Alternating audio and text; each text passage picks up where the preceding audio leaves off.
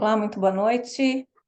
Hoje, dia 1º de maio, nós vamos fazer continuação do nosso estudo do Livro dos Médiuns. Deixa eu tomar uma aguinha.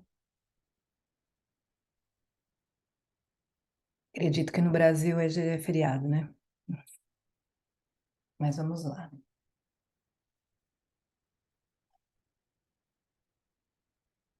Senhor, nosso Pai, nosso Mestre, quero agradecer a esta oportunidade de estar podendo aprender um pouco mais os ensinamentos canalizados por Allan Kardec, a disciplina dos médiuns, que nós possamos ter a comunicação certa com os nossos amigos espirituais, o nosso aprendizado. Quero agradecer ao nosso Jesus de Nazaré, que veio a esta terra mais de 2000 anos atrás trazer ensinamentos tão atuais. E com essas bênçãos que nós damos por iniciado essa noite de estudos. Que assim seja. Deixa eu compartilhar meu screen. Ok, vamos lá. Capítulo 25 das evocações, item 276. Cumpre ainda levar em conta a facilidade que deve resultar o hábito da comunicação com tal ou qual espírito. Com o tempo, o espírito estranho se identifica com o do médium e também com aquele que o chama. Posta de parte a questão da simpatia, entre eles se estabelecem relações fluídicas que tornam mais prontas as comunicações. Por isso é que uma primeira confabulação nem sempre é tão satisfatória quanto fora de desejar, e que os próprios espíritos pedem frequentemente que os chamem de novo. O espírito que vem habitualmente está como em sua casa, fica familiarizado com seus ouvintes e intérpretes, fala e age livremente. Por isso devemos orar e vigiar. 277. Em resumo, do que acabamos de dizer, resulta que a faculdade de evocar todo e qualquer espírito não implica para este a obrigação de estar à nossa disposição, que ele pode vir em certa ocasião e não vir noutra.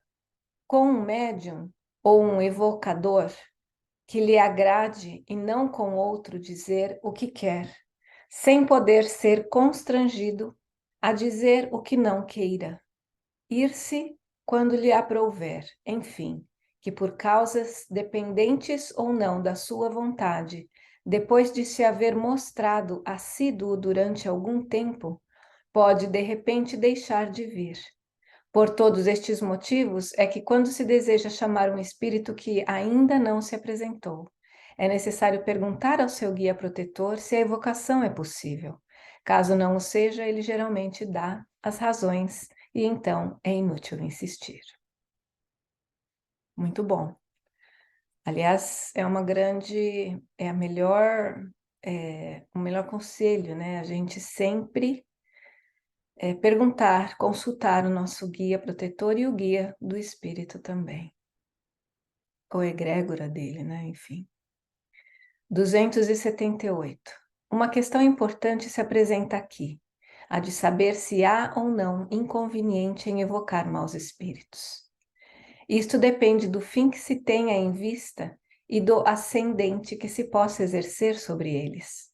O inconveniente é nulo, quando são chamados com um fim sério, qual o de os instruir e melhorar. É, ao contrário, muito grande quando chamados por mera curiosidade ou por divertimento, ou ainda, quando quem os chama se põe na dependência deles, pedindo-lhes um serviço qualquer. Os bons espíritos, neste caso, podem muito bem dar-lhes o poder de fazerem o que se lhes pede, o que não exclui seja severamente punido.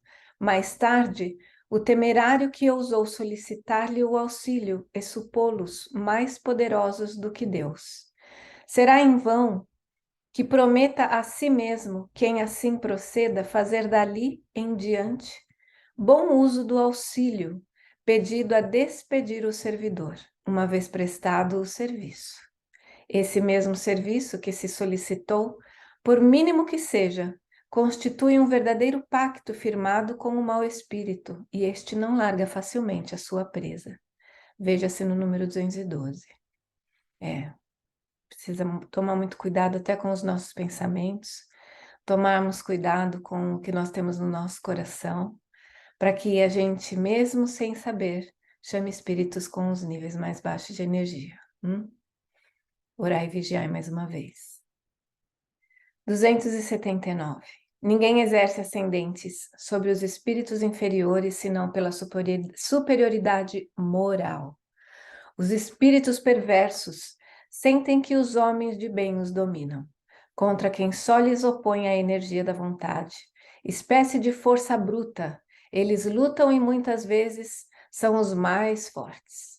Há alguém que procurava domar um espírito rebelde unicamente pela ação da sua vontade, respondeu àquele: deixa-me em paz, com teus ares de matamouros, que não vales mais do que eu. Dir-se-ia um ladrão a pregar moral a outro ladrão. Há quem se espante de que o nome de Deus invocado contra eles nenhum efeito produza.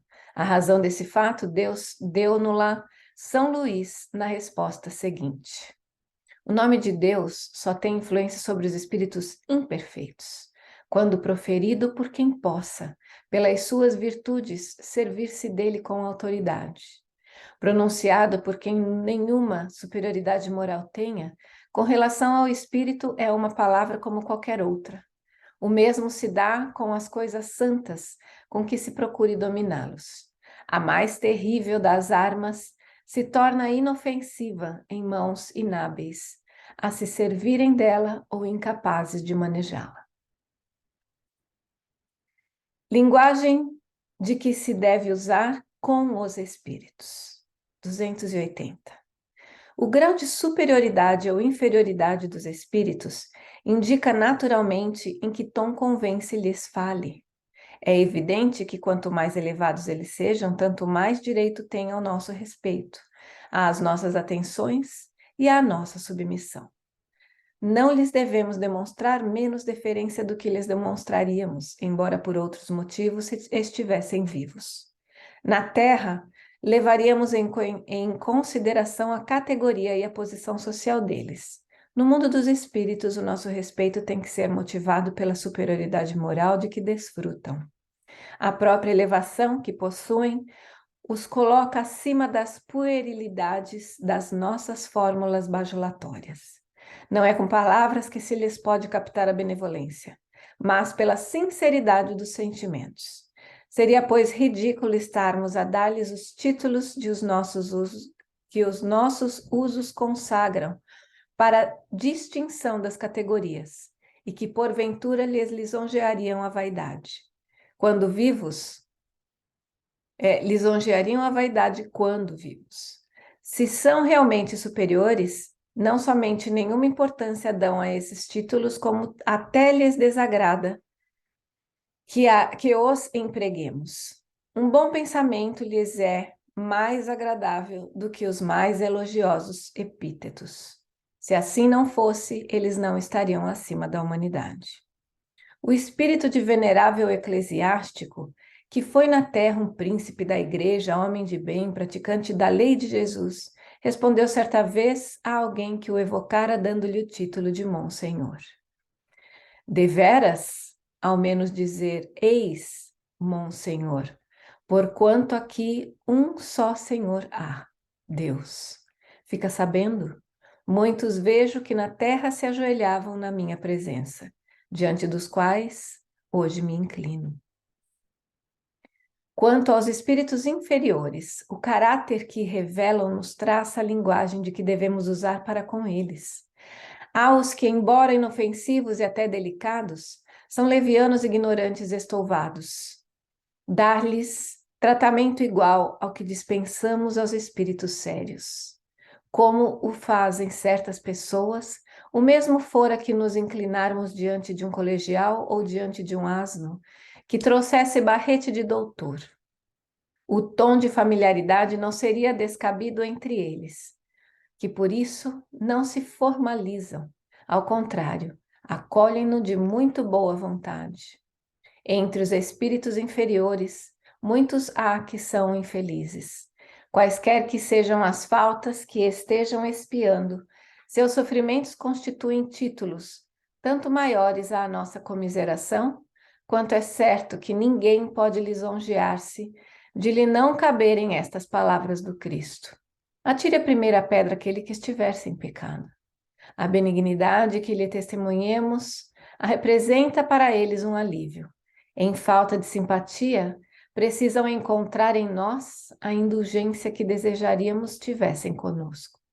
Os espíritos que revelam a sua inferioridade pelo cinismo da linguagem, pelas mentiras, pela baixeza dos sentimentos, pela perfídia dos conselhos, são indubitavelmente menos dignos do nosso interesse do que aqueles cujas palavras atestam o seu arrependimento.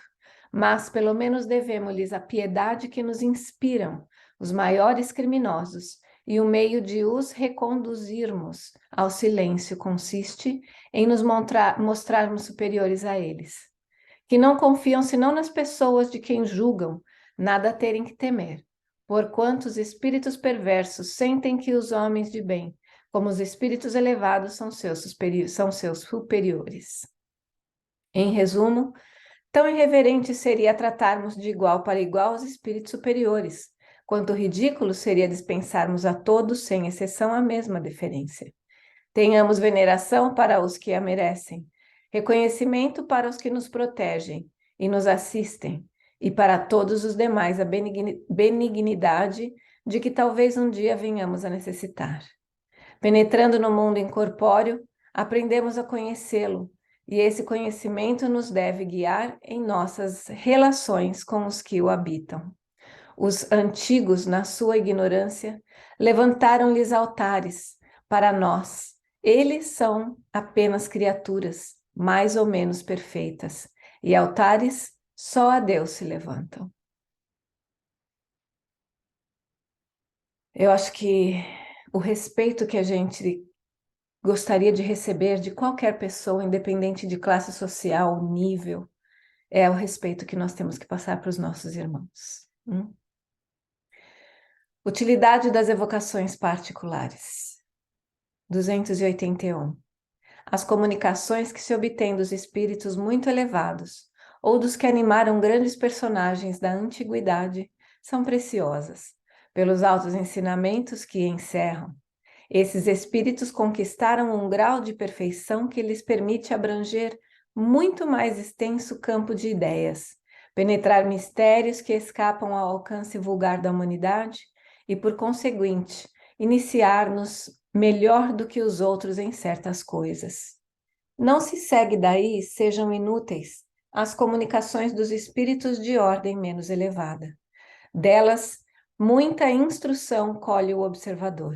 Para se conhecerem os costumes de um povo, mister se faz estudá-lo em todos os graus da escala. Mal o conhece quem não o tenha visto senão por uma face.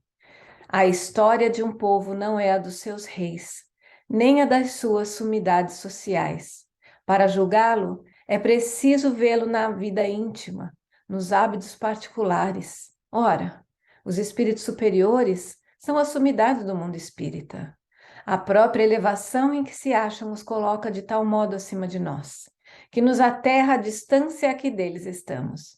Espíritos mais burgueses que se nos relevem nesta expressão, nos tornam mais palpáveis as circunstâncias da nova existência em que se encontram. Neles, a ligação entre a vida corpórea e a vida espírita é mais íntima, compreendemo-la melhor, porque ela nos toca mais de perto. Aprendendo pelo que eles nos dizem, em que se tornaram o que pensam e o que experimentam os homens de todas as condições e de todos os caráteres. Assim os de bem, como os viciosos, os grandes e os pequenos, os ditosos e os desgraçados do século, numa palavra, os que viveram entre nós, os que vimos e conhecemos, os de quem sabemos a vida real, as virtudes e os erros, bem lhes compreendemos as alegrias e os sofrimentos a umas e a outros nos associamos, e destes e daqueles tiramos um ensinamento moral, tanto mais proveitoso quanto mais estreitas forem as nossas relações com eles.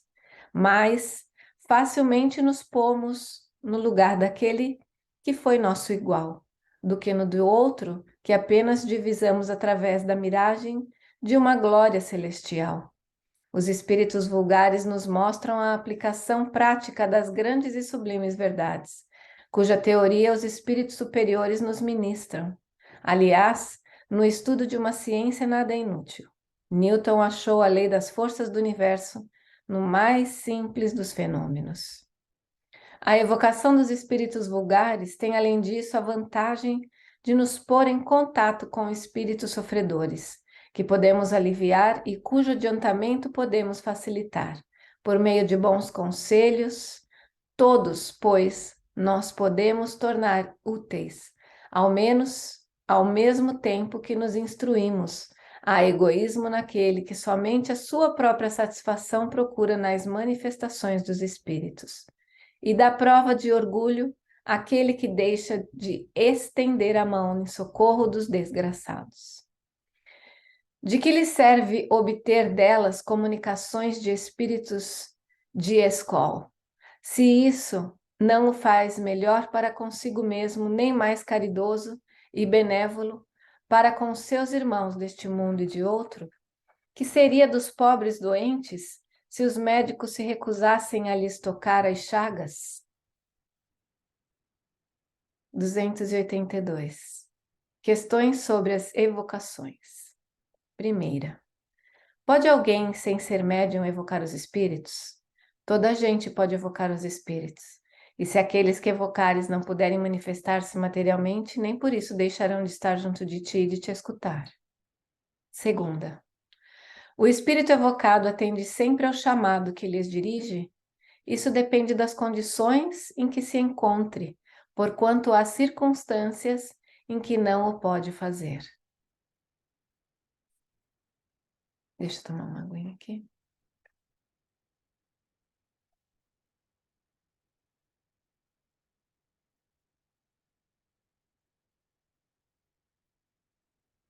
Deixa eu colocar mais aguinha aqui no meu copo.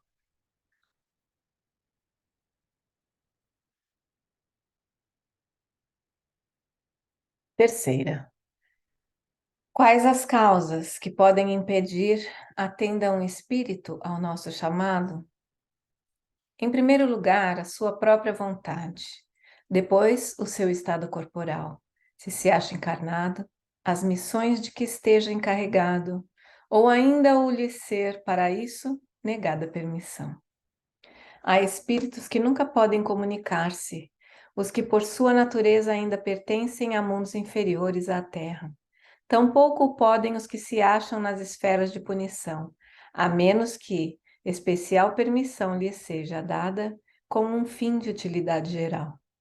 Para que um espírito possa comunicar-se, preciso tenha alcançado o grau de adiantamento do mundo onde o chamam, pois do contrário, o estranho que ele é às ideias desse mundo, nenhum ponto de comparação terá para se exprimir. O mesmo já não se dá com os que estão em missão ou em expiação nos mundos inferiores. Esses têm as ideias necessárias para responder o chamado.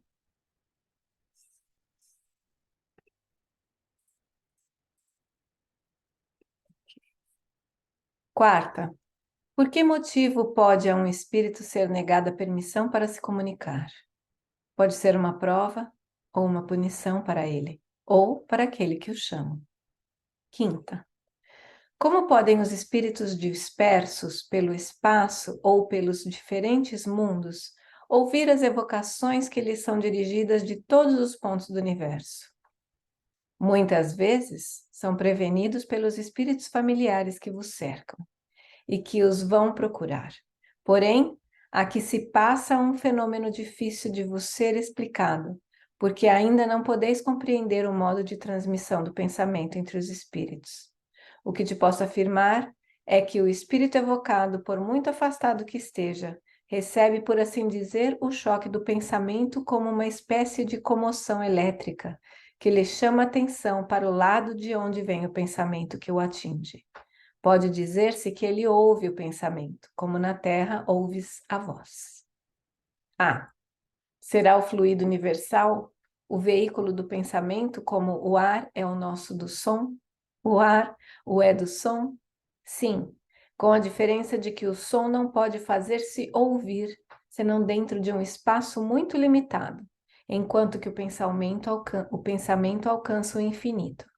O espírito no além é como o viajante que, em meio de vasta planície, ouvindo pronunciar o seu nome, se dirige para o lado de onde o chamam. Sexta, sabemos que as distâncias nada são para os espíritos. Contudo, causa espanto ver que respondem tão prontamente ao chamado, como se estivessem muito perto. É que, com efeito, às vezes o estão. Se a evocação é premeditada, o espírito se acha de antemão prevenido e frequentemente se encontra no lugar onde o vão evocar, antes que o chamem. Sétima, dar-se-á que o pensamento do evocador seja mais ou menos facilmente percebido conforme as circunstâncias? Sem dúvida alguma. O espírito é mais vivamente atingido quando chamado por um sentimento de simpatia e de bondade. É como uma voz amiga que ele reconhece. A não se dar isso, acontece com frequência que a evocação nenhum efeito produz. O pensamento que se desprende da evocação toca o espírito, se é mal dirigido, perde-se no vácuo. Dá-se com os espíritos que se dá com os homens. Se aquele que os chama lhes é indiferente ou antipático, podem ouvi-lo, porém, as mais das vezes não o atendem. Oitava. O espírito evocado vem espontaneamente ou constrangido? Obedece à vontade de Deus, isto é, à lei geral que rege o universo. Todavia, a palavra constrangido não se ajusta ao caso, porquanto o espírito julga da utilidade de vir ou deixar de vir. Ainda aí exerce o livre-arbítrio. O espírito superior vem sempre que chamado com um fim útil. Não se nega a responder senão a pessoas pouco sérias e que tratam destas coisas por divertimento. Nona. Pode o espírito evocado negar-se a atender ao chamado que lhe é dirigido? Perfeitamente. Onde estaria o seu livre-arbítrio se assim não fosse? Pensais que todos os seres do universo estão às vossas ordens? Vós mesmos vos considerais obrigados a responder a todos os que vos pronunciam os nomes? Quando digo que o espírito pode recusar-se, refiro-me ao pedido do evocador, visto que um espírito inferior pode ser constrangido a vir por um espírito superior. Maravilhosa essa pergunta. Nos ensina a humildade. Décima. Haverá para o evocador meio de constranger um espírito a vir a seu malgrado?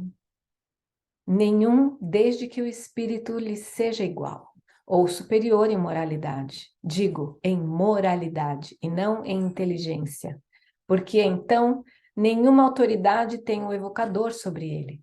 Se lhe é inferior, o evocador pode consegui-lo, desde que seja para o bem do espírito, porque nesse caso os espíritos os secundarão. Número 279. 11ª. Haverá inconveniente em se evocarem espíritos inferiores, e será de temer que, chamando-os, o evocador lhes fique sob o domínio? Eles não dominam, senão os que deixam dominar. Aquele que é assistido por bons espíritos nada tem que temer. Impõe-se aos espíritos inferiores, e não estes a ele. Isolados, os médiuns, sobretudo os que começam, devem abster-se de tais evocações. Oi, Jorge. Boa noite, minha irmã. Tudo bem? Tudo bem? Seja bem-vindo. Ok. Já li um bocado aqui, estou nas perguntas e respostas do item evocações. Tudo bem, minha irmã. 12ª. Serão necessárias algumas disposições especiais para as evocações? A mais essencial de todas as disposições é o recolhimento, quando se deseja entrar em comunicação com espíritos sérios. Com fé e com o desejo do bem, tem-se mais força para evocar os espíritos superiores, elevando sua alma por alguns instantes de recolhimento. Quando da evocação, o evocador se identifica com os bons espíritos e o dispõe a virem. Como sempre, a gente tem que ter respeito. 13ª. Para as evocações, é preciso fé? A fé em Deus, sim. Para o mais, a fé virá, se desejardes o bem e tiverdes o propósito de instruir-vos. 14ª. Reunidos em comunhão de pensamentos e de intenções, dispõem os homens de mais poder para evocar os espíritos? Quando todos estão reunidos pela caridade e para o bem, grandes coisas alcançam. Nada mais prejudicial ao resultado das evocações do que a divergência de ideias. 15ª. Será conveniente a precaução de se formar cadeia, dando-se todos as mãos alguns minutos antes de começar a reunião? A cadeia é um meio material, que não estabelece entre vós a união. Se esta não existe nos pensamentos, mais conveniente do que isso é unirem-se todos por um pensamento comum, chamando cada um de seu lado os bons espíritos. Não imaginais o que se pode obter nenhuma reunião séria, de onde se haja banido todo sentimento de orgulho e de personalismo, e onde reine perfeito o de mútua cordialidade. Às vezes, quando a gente dá as mãos fisicamente, traz, né, os irmãos para comungar do mesmo pensamento. Assim como a gente fecha os nossos olhos para orar, para que a gente perca o foco do lado de fora e internalize a concentração. O que eu percebo assim também, Karina, é que somos pilhas elétricas, certo? Uhum, Eletricamente falando. Claro uhum, que somos muito mais complexos que possamos imaginar. sim. Quando eu dou a mão num grupo, eu estou fazendo nenhuma corrente, Uhum, certo? Veja só, eu estou falando corrente fisicamente falando, sim. tá?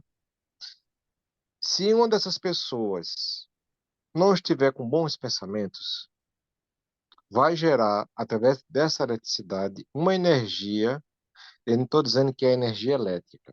Estou dizendo que a energia elétrica do nosso Vibratória. corpo Uhum, poderá ser um veículo de outras energias. uhum, Então, se a pessoa não estiver bem emocionalmente, ela vai contaminar o grupo. sim. Tu tá entendendo? Sim. Eu não sei se uma pessoa doente vai transmitir alguma coisa ruim. Não sei te formar. Agora, um pensamento ruim vai sim, vai contaminar o grupo.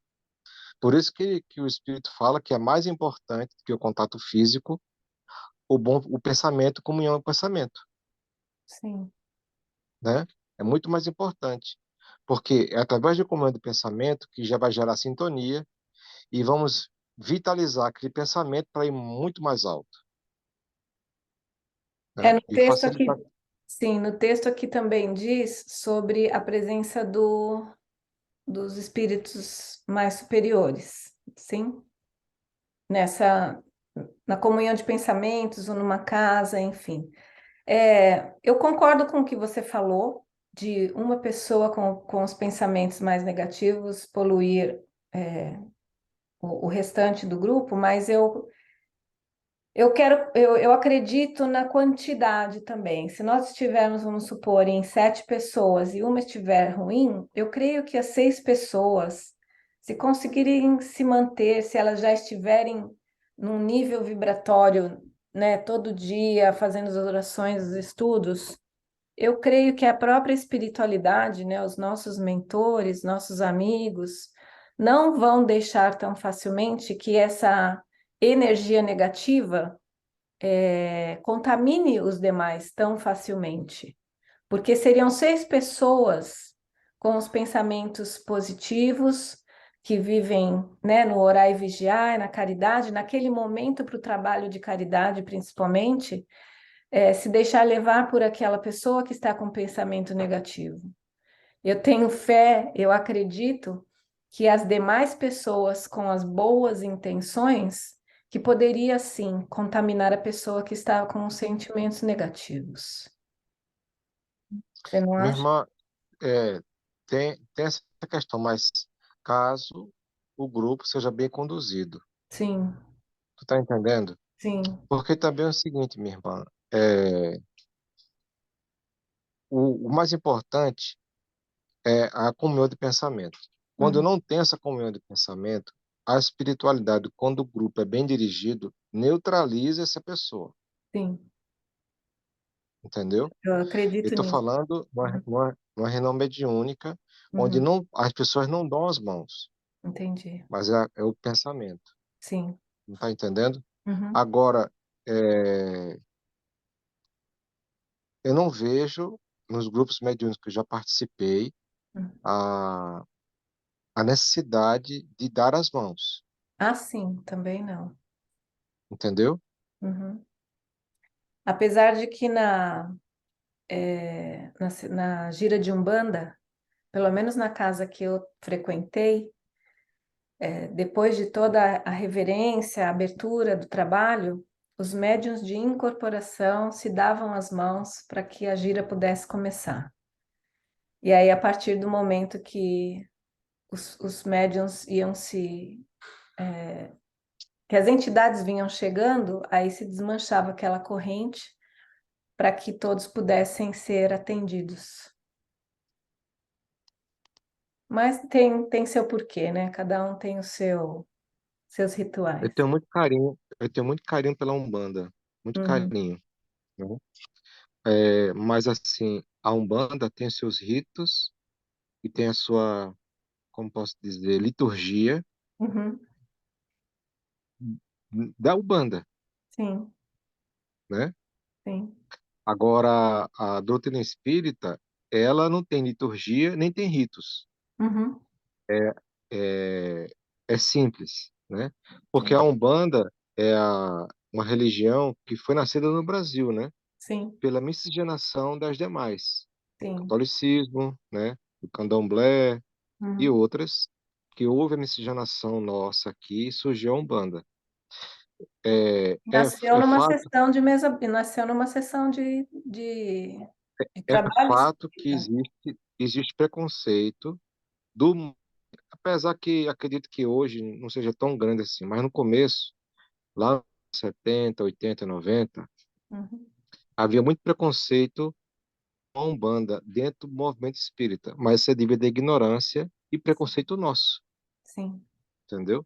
Uhum, Eu, quando ia para o Rio de Janeiro a trabalho, eu não só frequentava centros espíritas, mas também templos de Umbanda, em que eu senti uma energia muito boa, muito, muito agradável, que era o sim. Templo Espírita Tupiara, lá no Rio, não sei se você conhece, Não, não entendeu? conheço. Uhum, Muito bonito. Eles, inclusive, têm um trabalho de cirurgia espiritual no mundo, é, né? Antigamente tinha que escrever uma carta, hoje em dia já é pela internet, pela internet, sim. entendeu? Bem interessante. Na, na, Mas ca- assim, minha irmã, voltando, né? É na casa que eu espiritismo, é espiritismo. frequentava, eu gostei dali pela humildade. Eles não cobravam os irmãos para fazerem nenhum atendimento, era caridade pura. E o que mantinha a casa, né, o aluguel, as contas, eram os próprios trabalhadores. E Ok. a, a pessoa, né, a mãe de santo lá, ela trazia muito da família dela, sabe? Filhos, marido, primos, tio, tia. E a comunhão durante os trabalhos espirituais era bem gostoso, sabe? A Era essa Umbanda, coisa minha de se irmã, sentir bem, de você ver a caridade, de você ver gente conseguindo receber um alívio na dor, enfim, A Umbanda ela tem um trabalho Caridade. muito importante, É. entendeu? Eu já vi um relato do Dr. Bezerra de Menezes, Uhum, eu não sei qual foi a obra, é Chico Xavier, uhum, e que ele se incorpora como um preto velho, uhum, Bezerra de Menezes, entendeu? Então, assim, a Umbanda tem o seu papel importantíssimo, com certeza, como uhum, todas as religiões, desde que seja orientada pela, pelo astral superior, uhum. né? Com bastante amor Qualquer e religião. caridade, né? Sim. Exato, exato.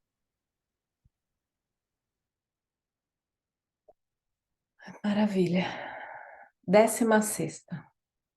São preferíveis as evocações em dias e horas determinados? Sim, e se for possível no mesmo lugar. Os espíritos aí acorrem com mais satisfação. O desejo constante que tendes é que auxilia os espíritos a se porem em comunicação convosco. Eles têm ocupações que não podem deixar de improviso, para a satisfação vossa pessoal. Digo, no mesmo lugar, mas não julgueis que isso deva constituir uma obrigação absoluta, porquanto os espíritos vão a toda parte. Quero dizer que um lugar consagrado às reuniões é preferível, porque o recolhimento se faz mais perfeito. E acredito que a espiritualidade também proteja, né, o local, a casa espírita, para que não tenha ataques, para que mantenha toda a egrégora de vibração, né? Décima Com, sétima. cer- com certeza, minha irmã, porque eu li uma obra espírita Uhum, de aquela aquele mesmo autor que eu botei na segunda-feira passada, Emmanuel uhum, Cristiano. sim. Existe, minha irmã, um trabalho até no subsolo do centro, Ó, camadas magnéticas de proteção para evitar você ficou mudo. quando a casa espírita ela é, é bem orientada. Uhum, Barreiras magnéticas no subsolo para evitar ataque das trevas, maravilhoso. entendeu? Muito bom, né? A gente se sente até seguro. Com certeza. E quando você entra adentro na casa espírita, você já percebe a psicosfera diferenciada, Sim, com um certeza. bem-estar assim indefinível, É. entendeu? Como em todo templo, quando ele é bem direcionado, Estruturado, é. né? Uhum. 17ª. Certos objetos, como medalhas e talismãs, têm a propriedade de atrair ou repelir os espíritos conforme pretendem alguns? Esta pergunta era escusada, porquanto bem sabes que a matéria nenhuma ação exerce sobre os espíritos. Fica bem certo de que nunca um bom espírito aconselhará semelhantes absurdidades. A virtude dos talismãs, de qualquer natureza que sejam, jamais existiu, senão da imaginação das pessoas crédulas. Aqui eu já tenho uma opinião também com relação a essa pergunta e talismãs. Eu creio que um talismã ou um objeto, uma figura, ela pode sim trazer ao pensamento da pessoa que está observando algumas teorias, né, algumas definições, alguns sentimentos e emoções com relação àquele símbolo, né? Por exemplo, se tem a cruz, se tem, né, um quadro com a fotografia de Jesus, se você tem uma figuinha, ou se você tem, enfim, um cristal, eu acho que não a matéria traga uma proteção ou alguma coisa, mas essa matéria vai trazer para a pessoa a emoção ou o sentimento que vier à cabeça dela. Sim, minha irmã, eu concordo com você, sim, entendeu? Uhum, Mas o que a espiritualidade superior está dizendo é que não precisa, uhum, né? Claro que tem pessoas que, para ter a evocação mental, ter aquela certeza da fé, ela uhum. precisa segurar um Um, crucifixo, um rosário. um rosário, ela precisa ver uma imagem de barro, Uhum, né?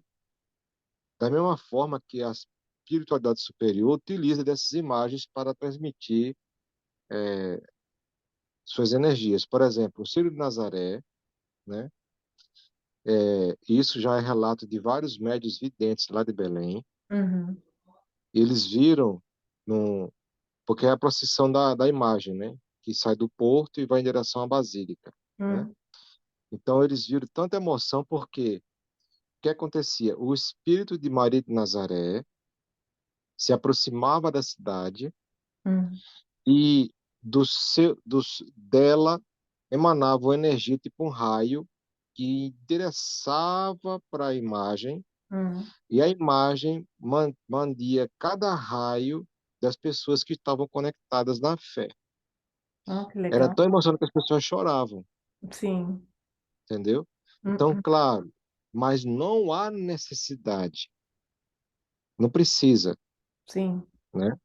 Uhum, Da mesma forma também que esse poder da fé aumenta para o bem, uhum. poderá ser também usado para o mal se a pessoa estiver suscetível, Sim. Se você tiver uma entendeu? caveira, um tridente, Isso, né? isso, exatamente, exatamente. Uhum. 18ª. Que se deve pensar dos espíritos que marcam encontros em lugares lúgubres e a horas indevidas? Esses espíritos se divertem à custa dos que lhes dão ouvidos. É sempre inútil e não raro perigoso ceder a tais sugestões. Inútil porque nada absolutamente se ganha em ser mistificado. Perigoso não pelo mal que possam fazer os espíritos, mas pela influência que isso pode ter sobre os cérebros fracos. Com certeza. 19ª. Haverá dias e horas mais propícias para as evocações? Para os espíritos, isso é completamente indiferente, como tudo o que é material, e fora superstição acreditar-se na influência dos dias e das horas. Os momentos mais propícios são aqueles em que o evocador possa estar menos distraído pelas suas ocupações habituais, em que se ache mais calmo de corpo e de espírito. 20ª. Para os espíritos, a evocação é coisa agradável ou penosa? Eles vêm de boa vontade quando chamados? Isso depende do caráter deles e do motivo com que são chamados. Quando é louvável o objetivo e quando o meio lhes é simpático, a evocação constitui para eles coisa agradável e mesmo atraente. Os espíritos se sentem sempre ditosos com a afeição que se lhes demonstre. Alguns há para os quais representa grande felicidade se comunicarem com os homens e que sofrem com o abandono em que são deixados. Mas, como já disse, isto igualmente depende dos caracteres deles. Entre os espíritos também há misantropos, que não gostam de ser incomodados e cujas respostas ressentem do mau humor em que vivem, sobretudo quando chamados por pessoas que lhes são indiferentes, pelas quais não se interessam. Um espírito nenhum motivo tem, muitas vezes, para atender ao chamado de um desconhecido, que lhe é indiferente e que quase sempre tem a inspirá-lo a curiosidade. Se vem, suas aparições em geral são curtas, a menos que a evocação vise a um fim sério e instrutivo. Nota: há pessoas que só evocam seus parentes para lhes perguntar as coisas mais vulgares da vida material. Por exemplo, um, para saber se alugará ou venderá sua casa. Outro, para saber que lucro tirará da sua mercadoria.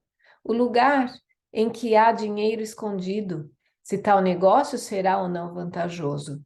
Nossos parentes de além-túmulo, por nós, só se interessam em virtude da afeição que lhes consagremos. Se os nossos pensamentos com relação a eles se limitam a supô-los feiticeiros, se neles só pensamos para lhes pedir informações, é claro que não nos podem ter grande simpatia, e ninguém deve surpreender-se com a pouca benevolência que lhes demonstre. Pior é que isso é verdade, né? Com certeza. Imagina. 21ª. Alguma diferença há entre os bons e os maus espíritos pelo que toca à solicitude com que atendam ao nosso chamado? Uma bem grande há. Os maus espíritos não vêm de boa vontade, senão quando contam dominar e enganar. Experimentam viva contrariedade quando forçados a vir, para confessarem suas faltas. E outra coisa, não procuram senão ir-se embora, como um colegial a quem se chama para repreendê-lo. Podem a isso ser constrangidos por espíritos superiores, como castigo e para instrução dos encarnados.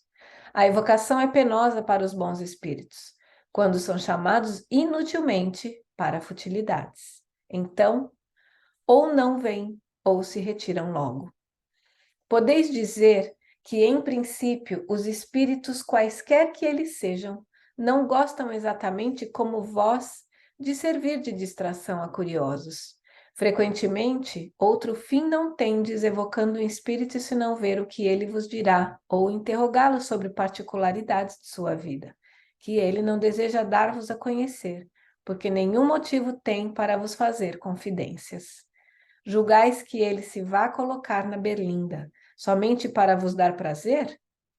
Desenganai-vos. O que ele não faria em vida, não fará tampouco como espírito. Nota. A experiência, com efeito, prova que a evocação é sempre agradável aos espíritos quando feita com fim sério e útil. Os bons vêm prazerosamente instruir-nos. Os que sofrem encontram alívio na simpatia que se lhes demonstra. Os que reconhecemos ficam satisfeitos com o que, como os se saberem lembrados. Os levianos gostam de ser evocados pelas pessoas frívolas, porque isso lhes proporciona ensejo e se divertirem às custas delas. Sentem-se pouco à vontade com pessoas graves. 22ª. Para se manifestarem, têm sempre os espíritos necessidade de ser evocados? Não. Muito frequentemente, eles se apresentam sem serem chamados, o que prova que vêm de boa vontade. 23ª. Quando um espírito se apresenta por si mesmo, pode-se estar certo da sua identidade? De maneira alguma, porquanto os espíritos enganadores empregam a miúde esse meio, para melhor mistificarem. 24ª. Quando se evoca pelo pensamento o espírito de uma pessoa, esse espírito vem, ainda mesmo que não haja manifestação pela escrita ou de outro modo? A escrita é um meio material para o espírito de atestar a sua presença, mas o pensamento é o que atrai e não o fato da escrita. 25ª. Quando se manifeste um espírito inferior, poder-se-á obrigá-lo a retirar-se? Sim, não se lhe dando tensão, mas como quereis que se retire quando vos divertis com as torpezas?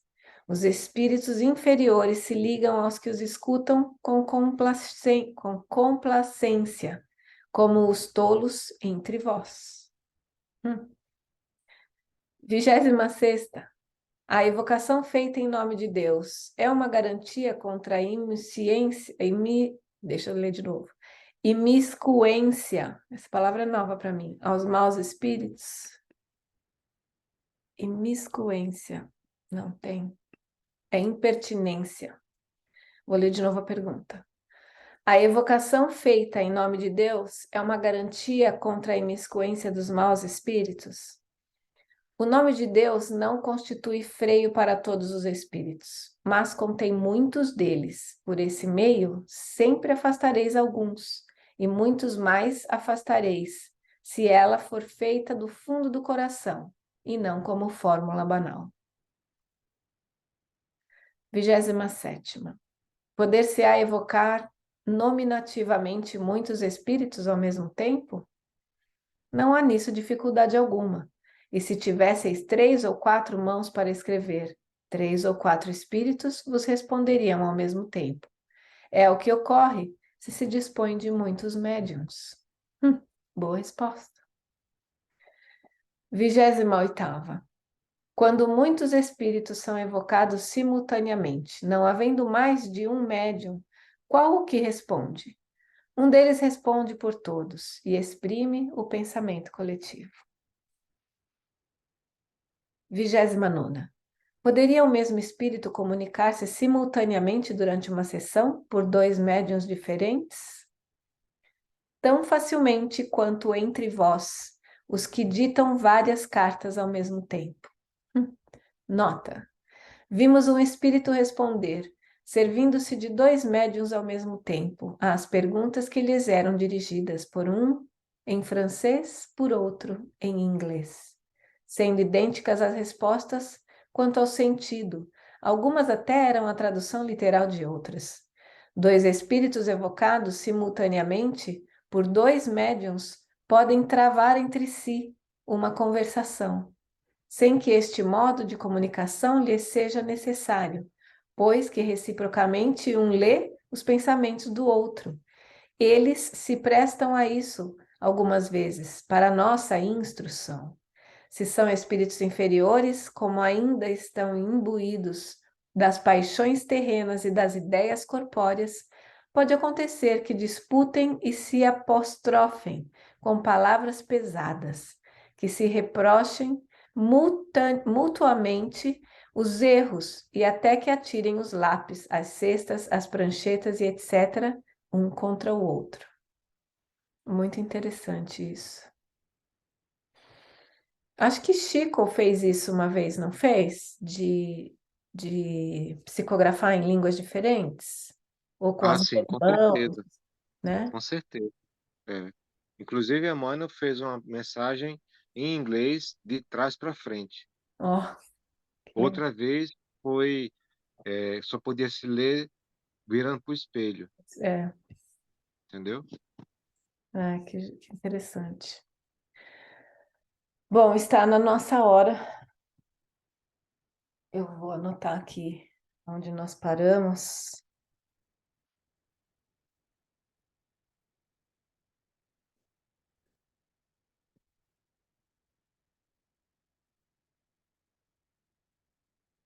Obrigada por você ter entrado.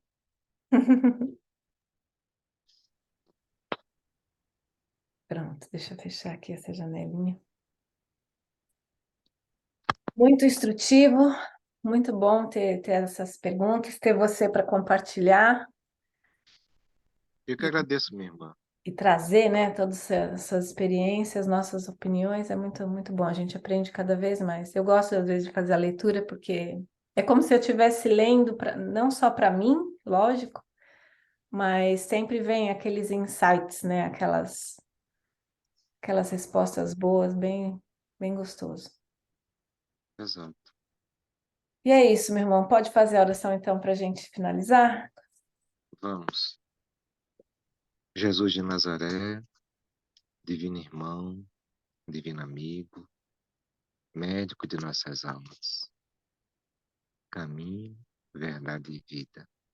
Jesus, que os vossos emissários de luz e de amor possam envolver-nos, envolver todos os lares da terra, especialmente aqueles lares que foram abalados pela dor, pela angústia, pela prova ou expiação.